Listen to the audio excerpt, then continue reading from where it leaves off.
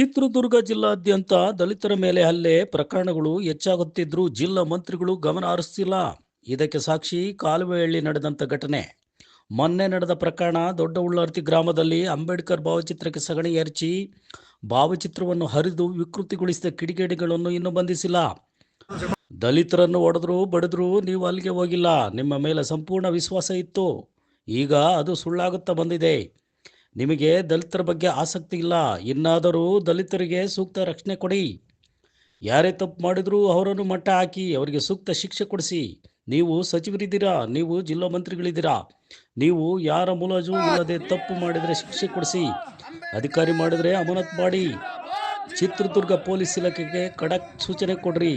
ಆವಾಗ ಏನಾದರೂ ಬದಲಾವಣೆ ಬರಬಹುದು ಎಂಬ ದಲಿತರು ನಿರೀಕ್ಷೆಯಲ್ಲಿದ್ದಾರೆ. ನಮ್ಮ ನಿರೀಕ್ಷೆ ಸುಳ್ಳು ಮಾಡಬೇಡಿ. ದಲಿತರಿಗೆ ಇತರರಿಗೆ ಸಾಮಾಜಿಕ ನ್ಯಾಯ ಕೊಡಿ ಎಂದು ಡಿಎಸ್ಎಸ್ ಸಂಚಾಲಕ ಟಿ ವಿಜಯಕುಮಾರ್ ಹಾಗೂ ಹೊನ್ನೂರು ಸ್ವಾಮಿ, ನನ್ನಿವಳ ನಾಗರಾಜ್, ಬಾಲಣ್ಣ, ಸುರೇಶ್ ಇತರರು ಮನವಿ ಸಲ್ಲಿಸಿದರು. ಅದು ಸ್ವಯಂ ಘೋಷಣೆ. ನೀವು ನಾವು ಓದಿ ಕೊಡೋಣ, ಹಿಂಗ್ ನಾವು ಓದಿ ನಿಮಗೆ ಕೊಡಬೇಕು.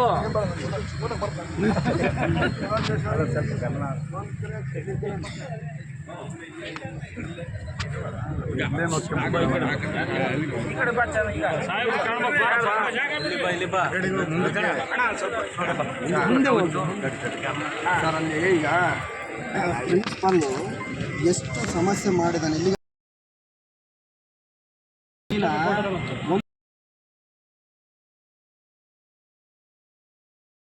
ಏಕಾಏಕಿಯಾಗಿ ಟ್ರಾನ್ಸ್ಫರ್ ಮಾಡ್ಕೊಂಡು ಇವು ಮೊಳಕಾಲ್ಮೂರಿಗೆ ಬಂದಿದ್ದಾನೆ ಸರ್. ತಾವು ಜಿಲ್ಲಾ ಉಸ್ತುವಾರಿ ಮಂತ್ರಿಗಳಿದ್ದೀರಾ.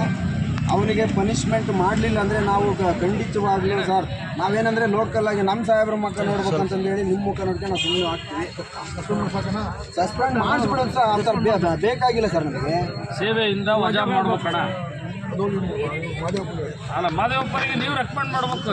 ಡಿಸ್ಟ್ರಿಕ್ಟ್ ಮಿನಿಸ್ಟ್ರು ನೀವು ಆದಮೇಲೆ ದಯವಿಟ್ಟು ದಲಿತರ ಮೇಲೆ ಸ್ವಲ್ಪ ದೌರ್ಜನ್ಯಗಳು ಜಾಸ್ತಿ ಆಗ್ತಾ ಇದ್ದಾವೆ. ನೀವು ಗಮನ ಹರಿಸಿಲ್ಲ ಅನ್ನೋದು ನಮ್ಮದು ಹಕ್ಕೊತ್ತಾಯ ಇದೆ.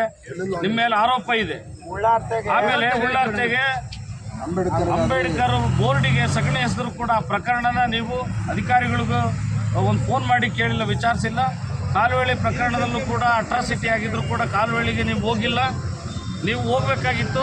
ನಮಗೆ ನಂಬಿದೆಂಬೆ ಕೋಣ ಈದತೆ ಅನ್ನೋ ರೀತಿಯಲ್ಲಿ ನಮಗೆ ಆಗಿದೆ. ನಿಮ್ಮ ಮೇಲೆ ಸಂಪೂರ್ಣ ವಿಶ್ವಾಸ ಇಟ್ಕೊಂಡು ಬದುಕ್ತಿರಂತ ಇಲ್ಲಿನ ದಲಿತರಿಗೆ ನೀವು ಸರಿಯಾದ ರೀತಿಯಲ್ಲಿ ಇತ್ತೀಚಿನ ದಿನಗಳಲ್ಲಿ ದಲಿತರನ್ನು ಗಮನಿಸ್ತಿಲ್ಲ ಅಂತಕ್ಕಂಥ ಆರೋಪ ನಾವು ನೇರವಾಗಿ ಮಾಡ್ತಾ ಇದ್ವಿ ನಿಮ್ಮ ಮೇಲೆ. ನಾವೊಬ್ಬರೇ ಅಲ್ಲ, ಇಡೀ ದಲಿತರೇ.